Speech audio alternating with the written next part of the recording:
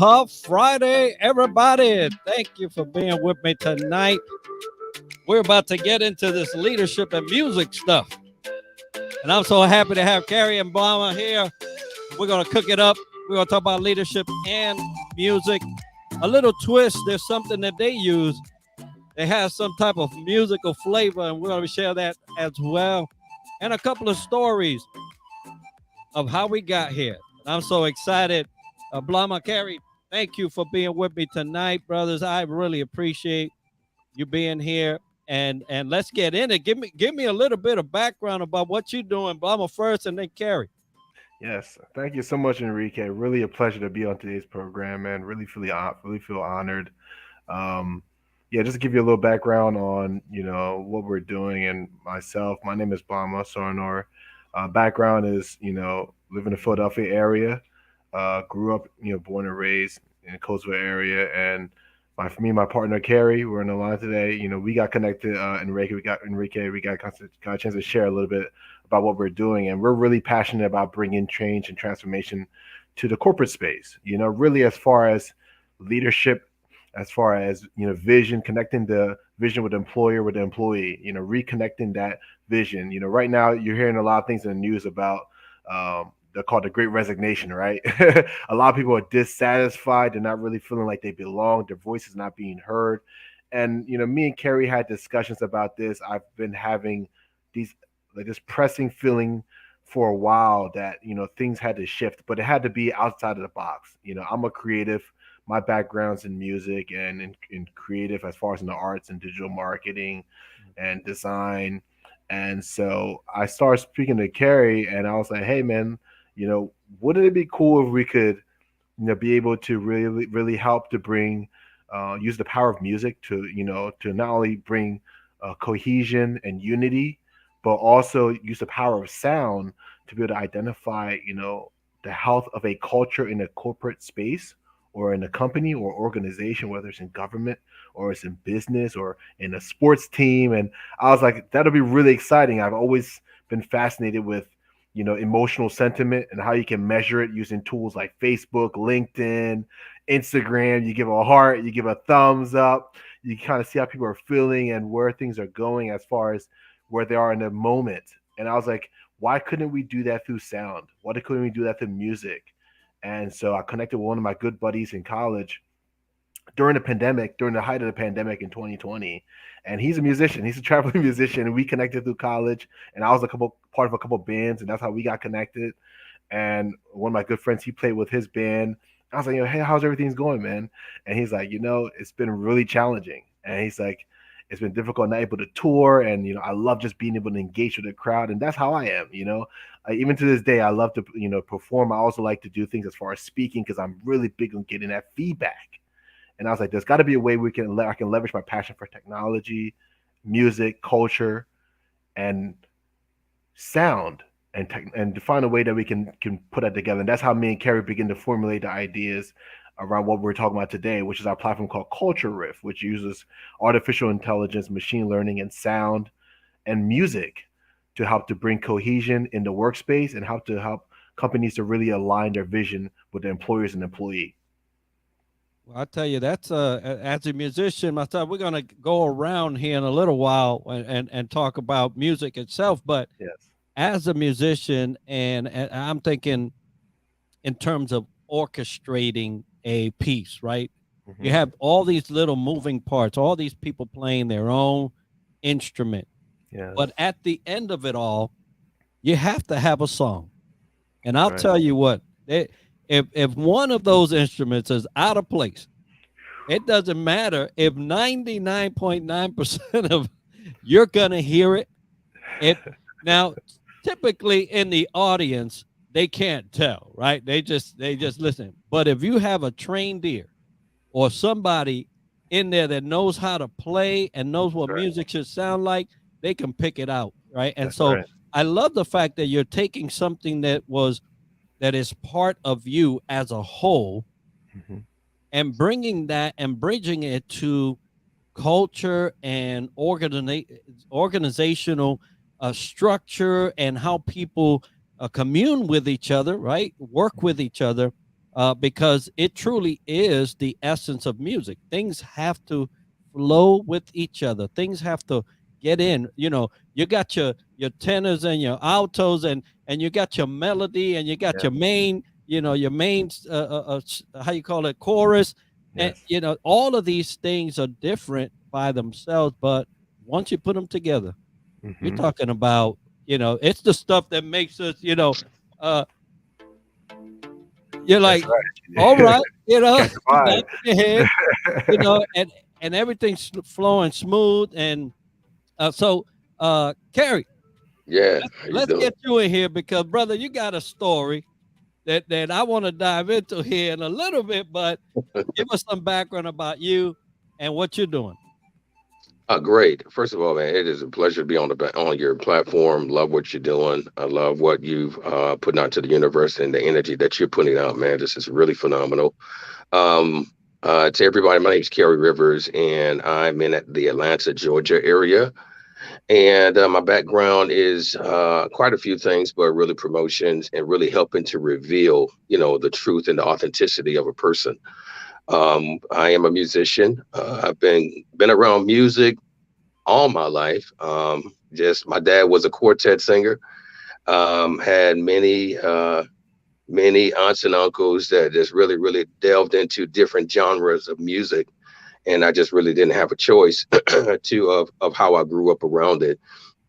And as Blamah was speaking, he's a great Blamah Sarnor is a great person. I'm glad and blessed to have been to connect with him. He and I met on a mutual platform a couple years ago, and I'm glad he and I had a chance to connect and talk. I got a chance to interview him.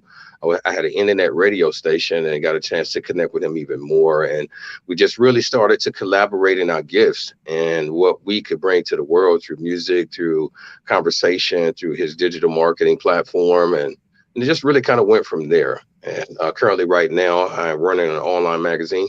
It's called Standard, and it's an entrepreneur magazine that actually is considered the voice of the culture. Oxygen to the entrepreneur. And we're here to do as you're doing, my friend, is to really showcase to the world who people are, the diamonds in the rough, so to speak. And so I'm just excited to be here, man. Outstanding. Now, folks, we're going to be talking about leadership and music, and brothers. As you was talking, my head goes, man. My head goes right, and so Right. I'm talking. I'm talking to people usually about leadership in different aspects. I try to peel the onion as far as I can get, so that people understand that there's a lot that actually connects to leadership and your ability to do leadership. Yes. And music is one of those things. Have you ever went into a club or a place where there is music going on and people are enjoying themselves, they're dancing, and then you got your person that's flailing, right? They're not dancing. I can't say it's dancing. You got to call it as it is. It's flailing. Hands are going everywhere, feet are going everywhere, but there's no Yeah. rhythm. No scratch. It it's out of place, right? Right. Mhm. It's out of place. If you have, your DJ scratching it up when it's not supposed to get scratched up, Mhm. it's out of place. Something stands out. And so Mhm. when a leader is not operating at their optimal, you can tell, just Yes. like the flailer, just like the miss scratch, it's out of place. Yeah. And you don't have to be a musician to pick up that note. Right. That's right. You just know this That's leader right. is not on cue. This leader is not doing what they should be doing. Right. The music sheet has already been placed out there, but the brother or sister is not playing the same song. Right. Absolutely. Absolutely. And Absolutely. so this is for those of you listening, for those of you viewing, and by all means, don't be too shy. Get in there and let us know that you're in here. There's a couple of comments already. I'm gonna throw them on. Here's my brother Kenny. Hey, he is known as Savor the Flavor. If you know anything about Kenny, Savor the Flavor, that's what he does. And then he goes on. It's some funny stuff. Uh, you know, my brother from Hawaii, check this out, right? He says, "Hey man, we have R&B jam sessions in Hawaii with ukuleles, bass, cajones, the boxes, and guitars. If someone's off, we call them out quick." There's something in Hawaii, man. We don't mess around with the music, right? That's And cool. so, hey, Yeah. but it does, jam sessions on Zoom. Mm-hmm. We're gonna have to consider something like that down the road here. Oh yes, Uh, absolutely. Hey, man. Yeah, I'm cool with that. and there's a Byron. He said, "You better not be going to no club and read." Byron, believe me, this brother's not going to. But I do remember when I did, so I can't act like I never did. So Blamah, tell me a little bit about this platform because Mhm. the clef, right? Mhm. It's CultureRiff. something that we all riff, right? It's Yeah. riff, CultureRiff. Yeah. right? CultureRiff. CultureRiff. So the riff is something that we use, but you're using it in a way to facilitate Yes. this process that you take people through. So Yes. tell us the objective, the overall scheme about why you created Yes. this and where you're trying to take it. Yeah, so I mean, we all understand you just shared about the importance of leadership. Leadership really sets the tone, right? Per se, for an organization, it creates the culture, and that's where it usually starts. It starts from up top, you know. And there's another thing that we usually have me and Carrie always have conversations about is about the importance of your management and the importance of the middle management. Your team is, are you developing leaders? With management, usually there are those who are people who are good with numbers, those who are good with people. It's very rare we find those who are good with both, but you have to develop both, right? But then you also have to have the capability to develop leadership skills. You got to be able to set the tone, how to develop other leaders. And then that's when you have a self-governing organization. But as a leader, you have to set the tone. And what we find is with many organizations is that they really either the leadership doesn't have a clear direction or their vision is not really resonating with their team and their front line. And so they're having challenges of communicating the vision. They're having challenges of getting buy-in by their company and their team, and they're not really able to identify why. And so what we do is when we come in, we initially come in with a what we call a sonic assessment, right? We want to be able to tell and get the data from the front line ourselves. We want to be able to get the data from the C-suite ourselves and be able to go in and be able to present that data and that information versus just doing a survey monkey or just filling out a form, right? We're Right. actually going to have questions and surveys and things like that we're going to put in place, and using our proprietary SWOT analysis, we're going to have a couple different touch points where we can anonymously be able to identify based on the tonality, based on the keywords, right? And based on the different algorithms underlying that on our platform, where we can determine whether the sentiment is positive, it's negative, it's neutral, despite what's being said. Mhm. And then on top of that, we layer that with the keywords that are coming up. So if we keep hearing keywords around problems about not being heard, or we keep having keywords about people feel like they're not really being able to really develop their gifts or their talents, they're not really getting the support to continue to grow or to upskill. If we keep seeing those type of keywords and we start identifying the same type of emotional sentiment, then we see there's a challenge. And so we're able to actually bring forth some of our tools in place. One of the things we call significant conversations. This is something that Kara really pioneered and trademarked, where we can actually come in and do fireside chats and we can have conversations with the employees in the front line. We have something called a circle of honor, where we do events We have to highlight those in the front line, telling the story authentically of those in the front line. This is powerful for not only in-house as far as building morale, right? But it's also powerful as far as employer branding as well. Because now people start to see that there's a mission and that there's a vision behind what your company does and what it represents. And that's what we want to do. We want to have to really change the sound of what's going on in the corporation. We want to have it to be a culture that is healthy, one that's attractive, one that helps to bring unity and cohesion. And then, of course, with my other partner, we do things where we do facilitations as well. Maybe a team is struggling, they're not really able to hit the right note, right? And we literally use music where, he is an expert in live looping. And so electronic music, and this is very powerful facilitation. He's done with our nonprofit a couple of times, where we literally create a soundtrack. So let's say, for example, I'll use a quick example of our nonprofit he did for us last year. Our nonprofit was challenged because we always had in-person events. When the pandemic hit, it was really challenging. We had to transition and go virtual. So we decided, hey, let's have a virtual health day, and let's have the opportunity for those who actually donate towards the cause, they will get a chance to be featured into a soundtrack, and it'll have to build cohesion and really a very unique timepiece and a unique takeaway to the event, and it also helped to build unity. And so what he did was, because my family's originally from Liberia and West Africa, so we're trying to build schools, we're trying to build a health clinic in the areas that are war torn, and Liberia is going through almost 2 decades of civil war. So we're trying to bring a group of people together and build a movement organically. And so what he did was he identified that. He said, "Hey, let's use a West African a soundtrack, and let's create a West African soundtrack and vibe and rhythm, and then let's have people, literally live, give a melody, give a word, give a chord, give a sound, whatever comes to mind at that moment." You could be the person that says, "I have no rhythm. I don't have a musical bone in my body." And you're going to be able to give a sound based on what you feel, what the event, what that moment means to you.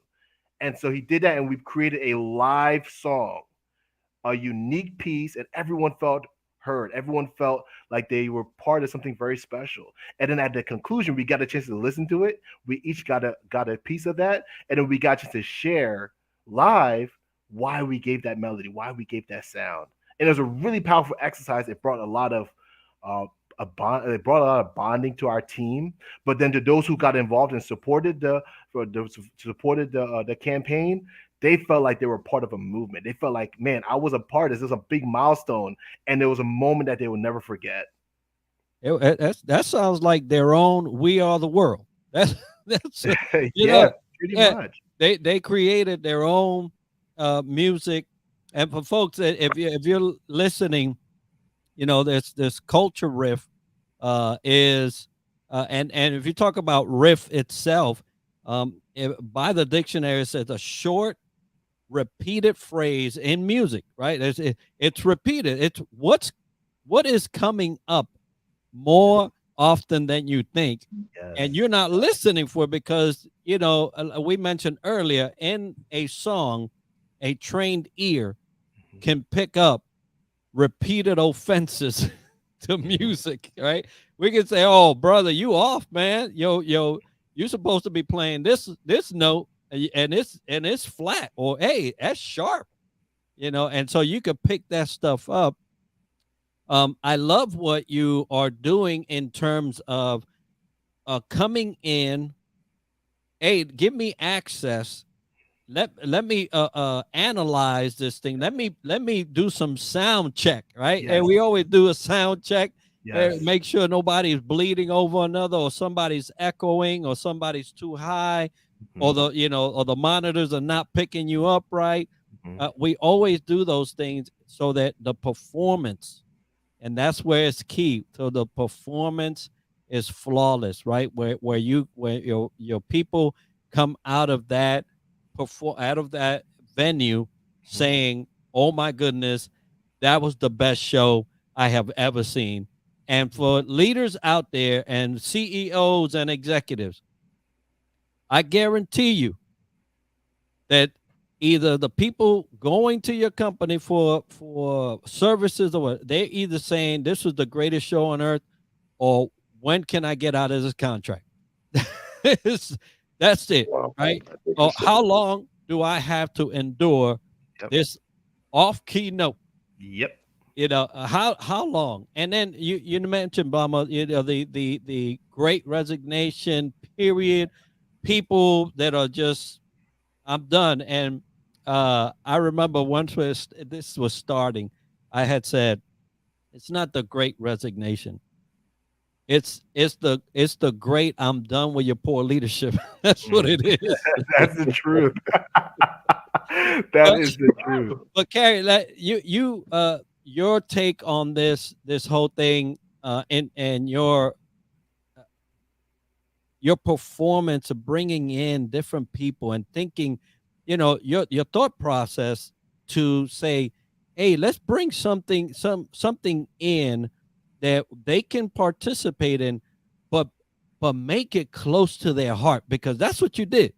You brought it close to their heart. So tell us about how you came about all that idea to make all that stuff work. Man, it's just like anything. It just happenstance. I was actually out in Ohio. Me and Blamah, we have a lot of conversations about a lot of great things. That's why I'm blessed to have him as a business partner.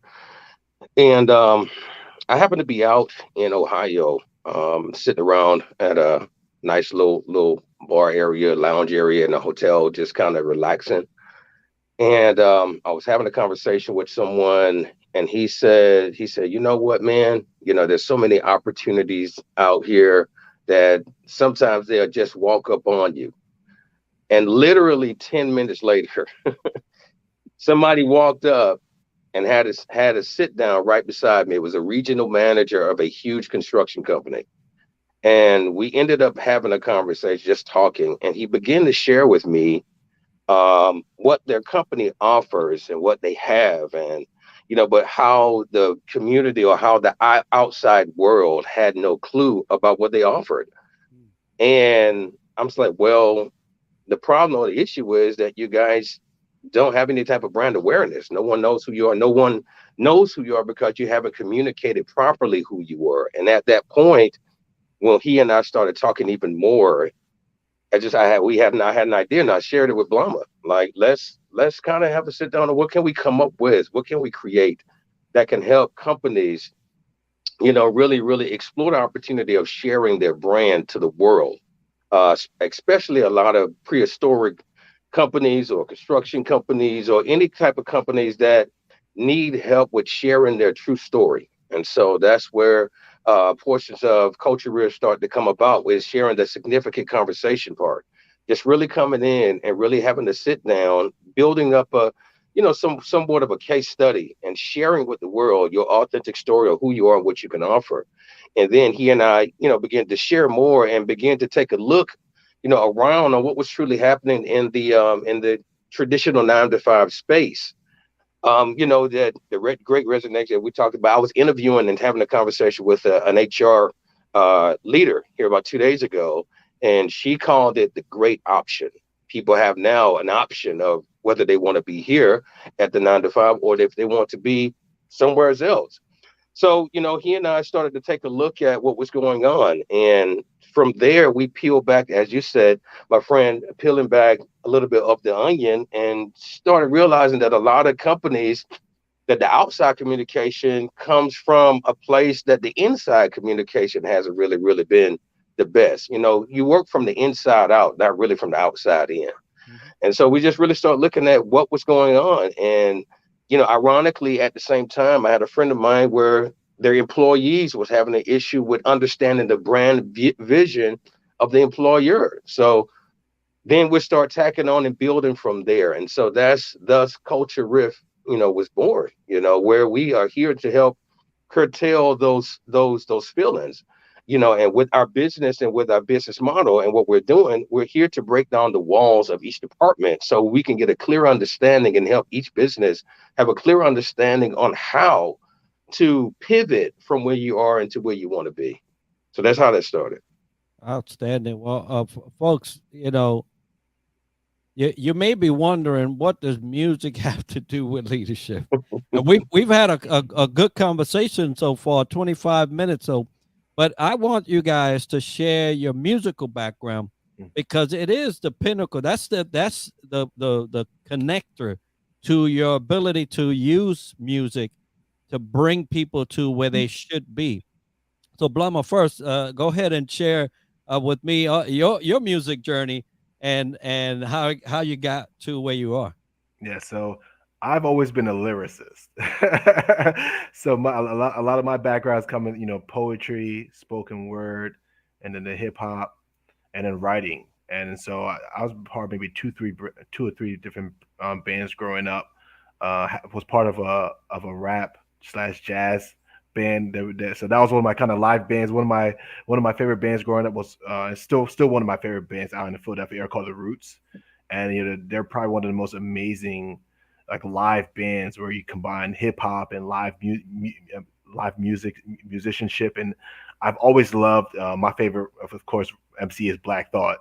So you get the way he's able to flow and use his voice like a musical instrument. And so that's where it kind of started for me. And I used to like start watching them, and I'll make my own lyrics, and then I started doing different competitions, and then I end up doing different competitions in New York, doing ciphers, battles, things like that through college. And that's where my passion really kind of started, break dancing, all of that, and just going through hip hop. That was really like my spark. That was where was my creative outlet, and I could really express how I felt through words. And then of course, as far as from just instrument standpoint, was drums. So it was always either the beat or it was with my voice. And a little bit of guitar. When you hear Carrie, you kind of hear that. You can hear like a real guitarist. But for me, it was I dabbled. I tried my hand at guitar a little bit here and there, just some drums. But I found my gift was really with my voice, and being able to use my voice, and do just songs and write songs. And I had a couple of my friends. They actually before 4 or 5 years ago, they actually moved out to Ohio to kind of continue to pursue their dreams of music. And then I kind of shifted in a different direction. I went into design, kind of explored my passion in design, and then to digital marketing. And then I still had that passion for the culture, so I brought that with me. And so a lot of my work when I work with my clients initially is as far as helping them with their copywriting, helping them with their brand identity, Yeah. helping them as far as even to this day. Like there's a couple companies I work with. I actually help to create like slogans and jingles, and so these are things that I do just naturally, but they don't know until I tell them my background. They're like, oh, okay, that explains it. And that's just kind of how I flow. So with me, I'm more of an intuitive, creative in that sense. And so I'll get a sound, I'll get a rhythm, I'll get a beat, and I'll start to write, and I'll start to get a vibe. And so that's how I usually flow. And that's my background as far as musically. And that's how I kind of got started. Well, that's wonderful, because I'll tell you, there are, and just in communication alone, not adding the artistic way of portraying or presenting words, but communication alone, one word could move you. You know, Absolutely. I have a biblical background, and the Bible says that Jesus was moved to compassion, right? Yes. Something happened, something was said, and it's usually, you know, Jesus, son of David, have mercy on me, right? And he was Yes. moved. So Yes. there are words Starts with that the can word. move Hmm. they can move a company. Yes. If you put that word in the right context and you Yes. place it where it's supposed to be, it could drive a company way down the road. Now, Carrie, he Absolutely. mentioned guitar. Now, I know you had a story, and I want you to share that story, because we all don't just pick up an instrument and play. I'm a I testify right now. I got a nice bass out here. I could touch it, but I can't play it. So,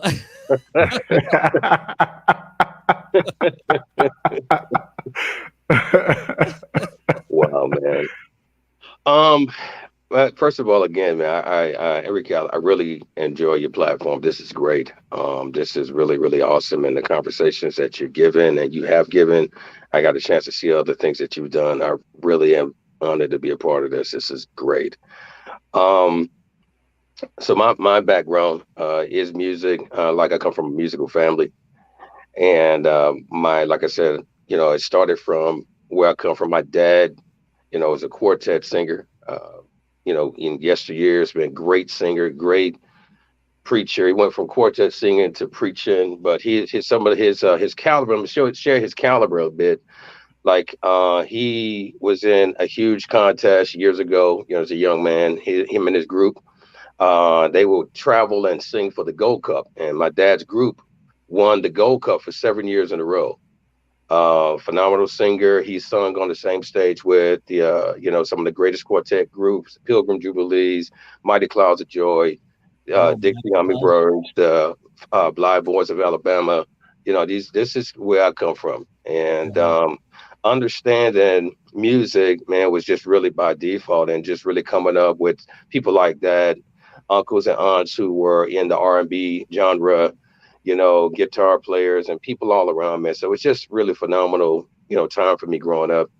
Um, so, from there, understanding, how music should be played. My dad always taught me, it's best to have somebody tell you to turn up than to turn down. So always learning how to moderately be in a place but be effective. So you were speaking of the story. I was a drummer at first. I started playing drums, in church around the age of 5 and 6 years old, and went from there to become pretty professional by the time I was 14, and just playing around Georgia and other places, and just having some fun. But all of a sudden, man, just I had started getting this feeling, to wanting to play guitar. It was a lot of great guitar players around me, including my dad and other people that I knew. But there was a weekend, man. I had this dream. I was coming out of high school. I had this dream that someone was playing my dad's guitar. Like someone was playing this guitar, man. I couldn't see the face, but I seen the motion. So, and I woke up that Sunday morning. My dad, he was out of town. He was in the hospital because he was getting some skin tests, medical tests ran on the skin. And I told my mom that Sunday morning on the way to church, I said, I'm going to play my dad's guitar today. And she said, no, you're not going to play his guitar. You're going to do what we usually do. You play drums and we'll make the rest of the way. And I said, I think I'm going to do it. And she was like, nope. And she gave me that look. If you say anything else again, you're going to be asleep in a minute. So I'm like, okay, cool. So we get to church, man, and everybody is doing their own thing. I had nothing to do. So I just, out of disobedience, I did and grabbed my dad's guitar. Grabbed his guitar. My mom looked at me kind of weird and kind of crazy, but she didn't stop me. And so I went to try to tune that. I just recently learned how to tune a guitar, man. And while trying to tune and get it going, I could never get with the service. I could never get with the songs. And I said, Lord, if it's just for me to do, you got to help me do this. So I continue on to try to learn. And so I got on my knees doing service time. And I said, well, if this is really for me to do, and if who I saw in this dream was me, then you're going to have to help me do this. And so I got off my knees, and they was into the last song of the service. And right before the song ended, I had this weird feeling, man. And this feeling that just came all over me, man. But at that point, right before the song ended, I began to play the guitar. And at that point, I had never had a lesson, really. I had never had a lesson, and I didn't know anything about chords. So for the first 2 years, from that Sunday, the first 2 years, anything that I learned was spirit led. It was all given to me in dreams, and I didn't learn how to do chords and play chords, man, until like well into my 20s. And so now I'm 44 in a couple months, and man, I've been playing. I've been all over the place. I'm playing for a lot of different people, a lot of different areas. I've recorded. I've created EP songs and just production. So I mean, that's my musical background, man. I just love music, and then from there to where we are now, learning how to bring the authentic self out. I learned that from being around people that was always overlooked. And, my significant reason I feel for being here is to really help bridge those gaps. And, when I got a chance to meet Blamah, that just really helped me enhance that. And so it's just, we're here to just really unveil and to really keep that sentiment of music or that sentiment of togetherness, man, not just in secular or contemporary, but also into the corporate arena. Outstanding. What a story, folks. Carrie, let me interject a little in your story here. Yeah. Because I think you're saying it right, but there's I need you to think about this. Okay. You mentioned disobedience, right? It was out Yeah. of, but it wasn't DIS obedience. It Right. was THIS obedience. I gotcha. It was I love it. I love it. disobedience. I Right? got you. I appreciate Had it that. had it been disobedience, Wow. Yeah, you would have never played. that's true. That is true. I mean, I never Wow. really, out of all these years, I really haven't looked at it like that. I always looked at it at, the natural sense of child to Yeah. mother, Right, but right. not really looking at it from earthly child to the spiritual obedience of it. I got you. Okay, then. Wow. Wow, man. Hey, man, I tell you, there's a lot of angles to people, man, and I happen to be a minister myself, uh, Love it. Okay. and so I was listening to your story, and the Lord just, hey, it wasn't wrong, it wasn't Wow. wrong, it was Wow. this other piece, right? So anyway, I love it, folks, man. I thank you. we're talking about leadership and music. We're talking about this platform, right? CultureRiff. Mhm. And so let's get into, if somebody Yeah. is listening right now and saying, yeah, I don't know much about music, but I know that we're not all playing on the same sheet of music, Mhm. right? That's one thing that most people can say. They don't even have to be musicians, and they'll say that answer, right? That's true. Yeah, Right. they don't even You sing Right. the know, sheet it of ain't music. working. Yes, right. They know when Something ain't stuff working. when stuff ain't working. That's They just right. know it. And That's so if right. there's a company out there that understands, because that's number one, folks, if you're listening and you don't understand the position your culture is in right now, you're the problem if you're the leader. Right. I'll tell you right off the bat. Right. I don't got no hair on my tongue. It's yeah, you're the problem, because if as a leader you don't know the tone, you can't feel the heartbeat of your people. You cannot Mhm. put your hands on that floor and know that there ain't no earthquake, right? Or you should be feeling when there is, before they can ever tell you. That's right. Then you are the problem. But if you happen to be one of those leaders that are in tune, that can feel the pulse of the people, and something's off, there's something off, and you can do that, then maybe CultureRiff is something for you. And so I want Blamah to first start here.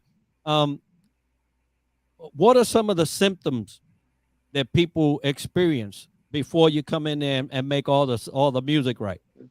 Yes, I mean it's a variety of things. It could be a situation where people are just, like I said, the morale may be low, right? It could be an incident that's taking place. One of the interesting things when working with companies, Enrique, and I'm sure you've seen this in your background, is just, many times people kind of overlook the problems. They think, oh, if it ain't broke, why try to fix it, right? Yeah. Like you said, if you're a leader that is not in tune, right, and there could be situations going on where people are just not producing their work at the highest level of their potential, or maybe people are just not communicating, they're not connecting at work, right? They're there and they're clocking out early, right? They're like you said, they're not inspired by the vision, or maybe there's issues as far as from a management level and the C-suite level. Maybe there's issues with as far as everyone not being connected to the vision. So there's a lot of things going on behind the scenes where you kind of feel like you're not getting the support that you need as far as a team, and you're not able to move forward, right? Every time you take a step forward, you feel like taking 2 or 3 steps back, right? Because people are just not able to be congruent and get on the same alignment as far as where they're going, as far as the actions that need to be taken, right? Or maybe there's some really dysfunctional things you start seeing in an organization, where there's things as far as, I hate to say it, but when one of the areas that we really like to focus in also is where there's change management in a company, where there's mergers, acquisitions, or there's changes taking place on an organization, and they have one way of doing things. Maybe they're very high touch, or maybe another culture is very high tech, and they're always butting heads, right? You feel like, hey, this process should have been done within a week. Why is it taking this 3 weeks, right? So when you start seeing these type of symptoms, whether it's procrastination, there's stagnation, or there is high pressure as far as people are not connecting and emotionally, whether if you're the leader or leaders in your team are not willing to go confront and have conversations that are really, that are really beneficial and that really open. This lack of transparency, right? This lack of authenticity, right? This lack of creativity, this lack of synergy, Right. this lack of cohesion. You feel like you have a silo mentality where you're not really working together. You're not coming up with breakthrough solutions, and you feel like you're in the box. Those are some signs that you really need to take a look at your culture. Where it starts to get really bad, and just using sports as an example, right? One of my good friends, his brother, he was a coach of the Miami Dolphins, right? You guys may know his name, and so there's issues in the culture where it's difficult for minority and African American coaches to move up the ranks. I tell people it starts with the top, right? In a tech space, in a space that I'm very passionate about, where there's lack of diversity and inclusion, right? It starts to impact the technology and then also the deliverables as far as how the technology is used and how it's designed so it can benefit multiple cultures and multiple perspectives, right? That's where CultureRiff can come into place and really help a company and help them to open up the perspective, open up their vision, also to open up to the problems that are hidden. Because what'll happen is, when we go to the front line and we start to do a sonic assessment, certain keywords are going to come. And the key thing is that it's anonymously. This is anonymously done. Because when it's not anonymously done, people want to keep their jobs, right? They're afraid. There's pressures. They don't want to say the wrong thing. They don't want to be out of alignment, right? But if it's anonymous, then those keywords are going to be picked up by our technology, right? Sonically, we're going to be able to tell the tonality. So if they're incongruent, they can say, "Oh, I love my job." One of the things I always say when it comes to music, it's one thing. It's not always what you say; it's how you say it. Mm-hmm. And so that's The why tone, technology, the tone, right? the Yeah. tone, you got it. Mm-hmm. And so we've done studies with people, and they're saying, "Oh, I love my job. It gives me a great opportunity for growth. I love my coworkers. They're very supportive." And we're picking up incongruence in their tonality. That's what I said. That's flat. There you go. So there it is.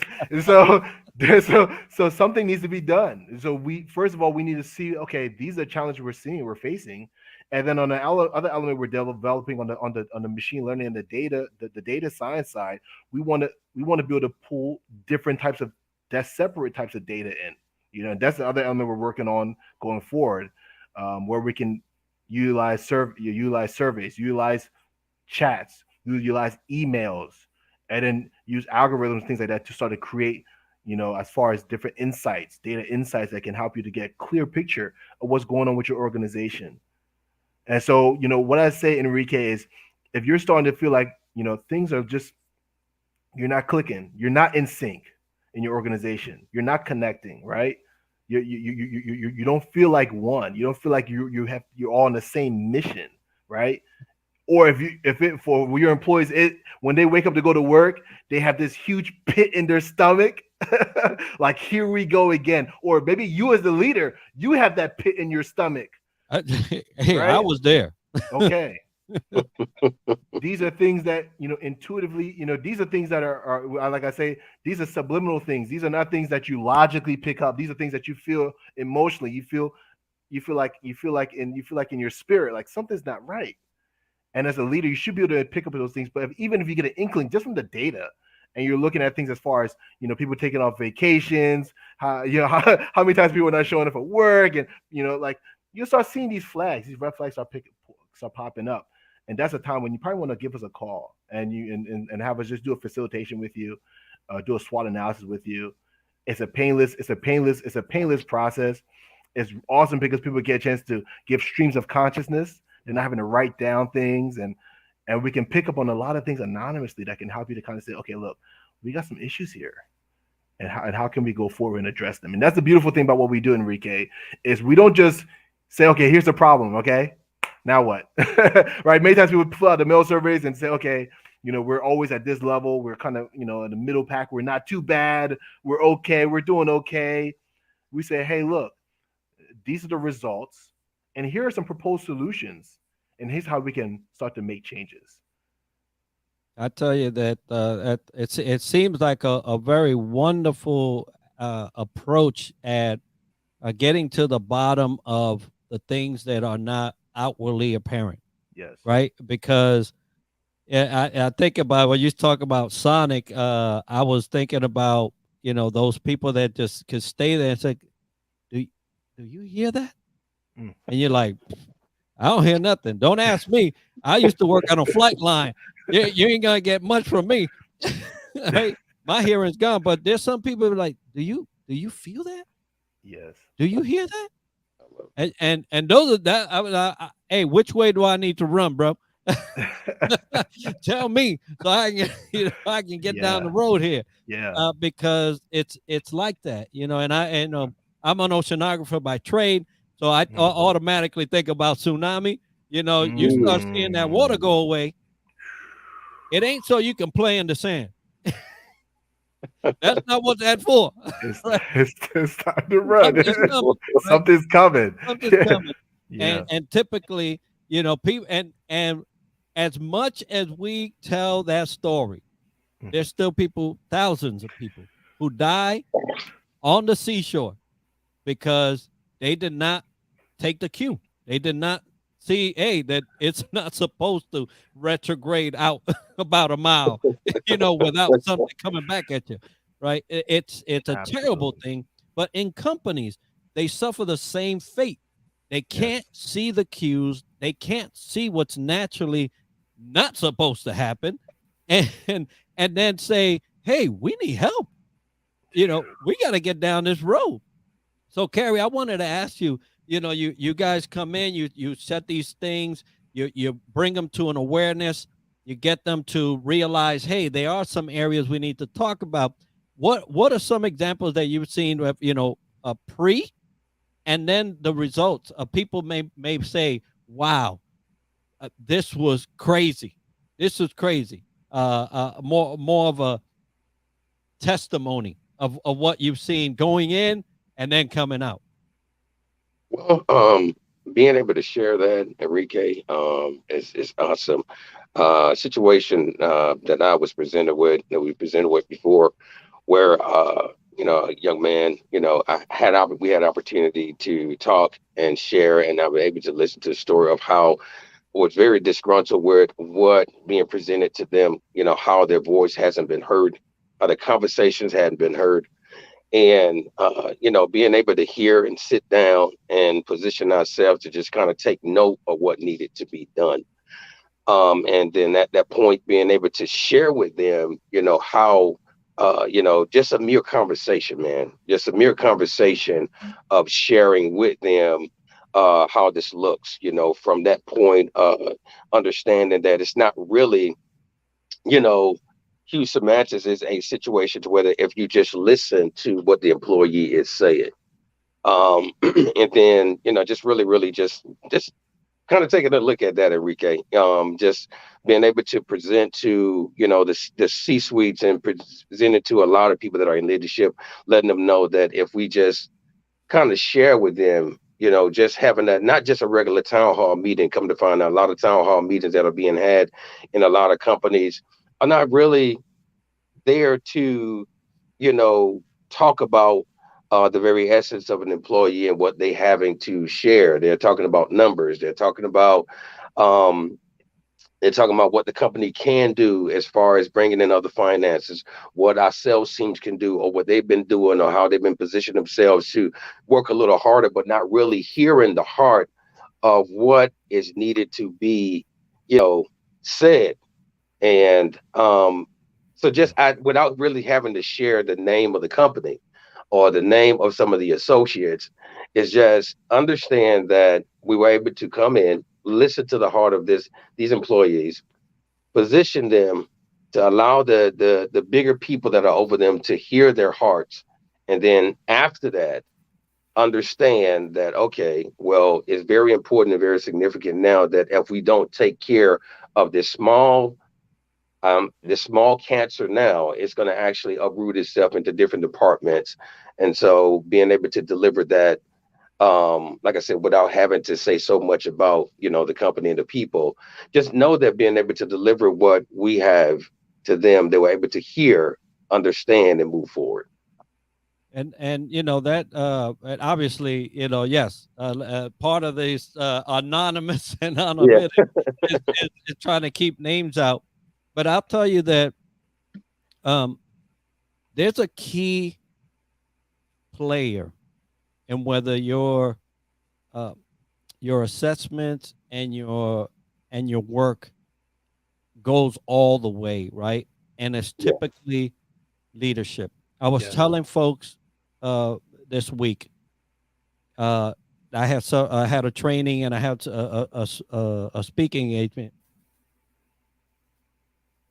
When you have buy-in, that's only your go ahead to go do whatever it is that you want to do. Yeah, It does not mean continual support. that's right. Just because leadership says I'm bought in, Mm-hmm. it doesn't mean that they are going to continually support. That's right. And so a lot of people use that word, buy-in. Do I have Yes, your buy-in? And they're like, yeah, it's usually that's just permission to go ahead and do what you're going to do. that's right. So what's the difference? What makes a person in leadership to be able to see your work through? Because you leave, right? And yeah, there's always after action and hey, follow Mm-hmm. up and hey, if Mm-hmm. you need this and that, because I do that myself. I'll Mm-hmm. come do an assessment. I'll tell them what the Mm-hmm. temperature is. Yep, Tell them what the temperature is. that's right. But if I go, they may shut the oven off. So, Absolutely. so I say, hey, I'm also a la carte. If you That's right. if you want, I come back and make sure that That's oven's still right. going. Yeah, that's it. So what That's it. what what what is it in leadership that you're looking for Hmm. to continue your work? What is it that you need from leadership to make That sure that your work, goes all the way? that's one of the key things. I'm glad you just mentioned that, Enrique. It's the buy-in. It's really a partnership, a collaborative effort. So it's not just the one-time facilitation. That's why we say once we do the assessments, now is when the real work begins. Mhm. You have to have leadership that's committed to change and is committed to innovation. Yes, the platform's innovative. Yes, high tech, but there's an element like Carrie is talking about that's very high touch. And you have to be willing to be open as a leader to begin to change. And that's a huge, huge part to play because, like you said, leadership, like you said, once people begin to give you respect, that initial respect for them to be able to allow you to lead them, you have to begin to pay that price every single day by doing the little things right. Opening doors and channels for leadership, making changes so they can be heard. One of the things that me and Karen have been talking about that we already implement is we want to do long-term contracts with companies. We don't want to just say, okay, we're here for one facilitation. That's great. We do a great exercise. We do maybe a live looping exercise, and that's great. You start to feel like there's more cohesion, there's more bonding, the silent mentality starting to break. But it's great when you have a leader that says, hey, I want to commit to this. I want to see over a 6 to 8 to 12 month period the change. Let's sign a contract. Let's get into your portal, and now we can start to measure and track. And now it's collaborative because the beautiful thing about what we do, Enrique, like I said, the beauty of everything that kind of connects with music is it's about team. It's about having everyone have their role. So when we come in to work with the organization, we're not just coming in to say, okay, we're an outside third party. No, we're coming to say, okay, how can we fit to support what you're already doing? We have the pieces as far as the technology, we have the pieces as far as the platform, we have the pieces as far as the framework, and we have those who are part with that we work with that have many years of HR experience. They've worked with helping to develop leaders. They work with helping to maintain the compliance and the legal things. But then it's the element of the leader said, hey, look, we love this program. and we love where it's taking us. How can we have a vision to take it further? Let's start here in this department, but I want to take this to other branches as well. And that's where we start to see a lot of success. So it starts with leadership. They have to be open. They have to be willing to commit. And they got to be able to, like you said, be in tune, really to be able to be humble and listen and hear the feedback that's coming back. Because sometimes what happened is they don't want to hear it. They see it one way, but are you able to honestly take the feedback that comes back and say, okay, we need a change here. Okay, let's make a commitment here. Let's make a change and pivot. Some of my favorite coaches in sports are able to make pivots on the fly. You can't just go into one game plan, and let's say you come in with a one game plan, and at halftime you find out it's not working and you're not making any changes. That takes humility. And some of the greatest leaders that I've spoken to are humble, and they're able to hear and say, okay, look, this is the honest feedback we're getting. We're willing to commit to see the changes that need to take place. Whether it's with our management, whether it's our team, whether it's our communications, whether it's how many times we're communicating, whether it's the tools we're implementing to communicate, whether it's the facilitation of tools that you have, we're open to try something new. And that's the only way you're going to be able to really connect with the next generation and with the changes and disruptions that's taking place in the marketplace. Whether the pandemic is opening up a remote culture, you got to open up new ways of using technology, using some platforms like the things that we have in place, or maybe it's attracting Generation Z and some of these new employees that are looking for companies that are more wide directed, they're more mission oriented, right? Or maybe it's about, hey, how do we improve retention? Let's actually provide tools so we can upskill our employees, so they feel that they're valuable for the next generation of work. Outstanding. Now, Carrie, if there was a leader out there that's in a position of getting your services, trying your services, maybe they are feeling the pulse and saying, yeah, we need help. What would you tell them to get them off the fence, right? What do you want to see from them to get them to bring you in and do these analysis and help? Well, what we would like to see from leaders is just allow us to come in and have a conversation with you. I'm big on talk. Not just talk, but I'm big on movement behind the talk. Taking the initiative. If you have something available that can really, really take your legacy. I mean, because it's not just about right now, it's about your tomorrow. It's about what you want to leave behind. A true businessman, a true mogul, or a true enterprise owner really will think about not just right now, but will think about long after him, because what you build, and what you have is not just for the moment. You want people to live off of what you created, years and years from now. If you're looking for your business to stay around, like some of the bigger companies, we're looking for leaders that are really serious about ensuring that those who are utilizing their platforms to have a livelihood, we're looking for those that are looking to, like Blamah said, to be cooperative, looking to really, really be serious about, taking the initiative of not just them, but their employees, their company name, a huge legacy, a legacy itself. What makes it a legacy is that it lives bigger and longer than you are. It's not just about you. It's not just about the C-suite. It's just not just about the owners or the board heads. It's about the people that actually depend on your existence. So we're looking for leaders, man, that are really serious about taking care of their legacy and taking care of those who are actually working with them. And so what I would say is, listen, that you have someone that's here for the greatest intent and intention of not just you, but for those who are actually working with you, and to the greatest intent of keeping your name great, keeping your name the best in the public's eye. Even the Bible said, Enrique, a good name is better than silver and gold, and so if you position yourself as a leader that think that your business is important, so we're looking for those that are really looking to dive in with us to where that we can go ahead and make sure that what you have built, your blood, sweat, and tears that you have created, we're here to help secure that from the inside out. And that's great. Folks, if you don't know the price of silver and gold right now, it's up there, folks. So if a good reputation is better than that, it's going to cost you something. That's what I'm trying to get at. It's not going to come easy. It ain't going to just, fall on your lap. A good reputation is something you work on. And if you're trying to leave a legacy as a company, as a leader, you got to work on it. Folks, don't let the riff of a bad note stay in your company. That's all I got to say. And you can use that, guys. You can use it. Yeah, I love it. And Enrique, just if anybody wants to learn a little bit more, they want to contact us directly. If they go to go.cultureriff.com, they'll be able to get information, they'll be able to get set up for a quick conversation. Well, I was just about to ask you, but I did put that in the comments, so you'll see that in there, folks. If you go in the comments, you'll see that as part of the comments. Click on that or copy and paste, however it is, and get exposed to what CultureRiff is, what they're about. I looked at the website; it's pretty self-explanatory. Love how you guys put that in there.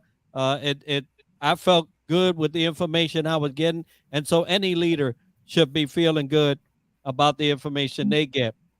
Folks, it's critical. It's critical for you as leaders to know the tone of your company, the tone of your teams, right? Who's out of key? Who? And if you can't tell me as a leader, I'm about to fire you because you're supposed to be making sure this music plays right. Right? So, yeah, hey, you're the musician. You guys, you are the one leading this orchestra, right? Lord, and if you're out there trying to do it with your finger, it's not like a baton. It ain't like a wand, right? So. Hey man, I'm comical. I love it. But serious note, leaders, it's up to you to make sure everybody's on the same sheet of music, playing the same music, playing at their key. What was their destiny to play at, and what are they doing it? Because that's another thing. When I could do a solo, and you just want me to do chords, I'm gonna be disenchanted, right? So know your team, because there's some talent in there. Yes, come on, talent in there, and they can outplay you sometimes. So don't be shy. Don't eat some humble pie and let them joke and play, because sometimes we are the obstacle as leaders because of our inability to play. So. This week I put a post out there. It was and if you look at my LinkedIn, it's called leadership, and I copied the Webster's dictionary version of what it looks like on a computer, and I made my own dictionary. I love it. I love it. Leadership. Yes. Leadership. What's leadership? That's a person in a leadership position that has no business being there. That's what they are. Right? Look, and there's plenty of them, and we all know it. But that's all right, because guess what? That's what CultureRiff is here for, and they're ready to come in and make sure everybody's playing at the same, at the right tone and the same sheet of music. Fellas, thank you so much for being with me tonight. If they wanted to contact you outside of the website, is there any way, or you prefer the website? Yeah, the website's the best way, because they can our calendar's right there as far as setting a conversation. But if they need to reach directly by phone, they can call me on my cell. I'll give my cell. It's 610-470-8424. You can also email me directly at bsarnor@gmail.com. So my last name, SARNOR, so BSARNOR@gmail.com, and just put in the subject CultureRiff, and we'll get back to you. Outstanding. Well, fellas, man, it's been a joy to have you. Great to promote your company, and I love what you're doing. Please stay with me after. Don't get off. I got a couple of announcements here, folks. Thank you, first of all, for being with us. Aloha Friday Live, talking about leadership and music with Blamah and Carrie. Hey, Honolulu Cookie Company. I'm not sponsored. I just love the cookie. So go on to HonoluluCookieCompany.com and get you some of those cookies, bro. Blamah, Carrie, I'm going to be sending you some. Aloha. Aloha Aloha. Friday. It just got better, right? I'll be sending you guys some Honolulu Cookie Company cookies. All right. They're the best in the world.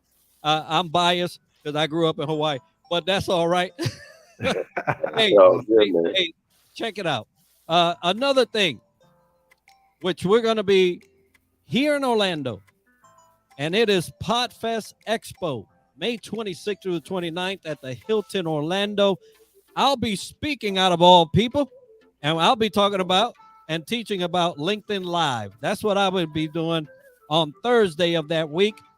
I would love to see you there, and if you'd like to get some tickets, you can do it at the Podfest website. If you use DTLW Podcast 20 at checkout, you'll get 20% off the ticket. But I could do you one better. How about this?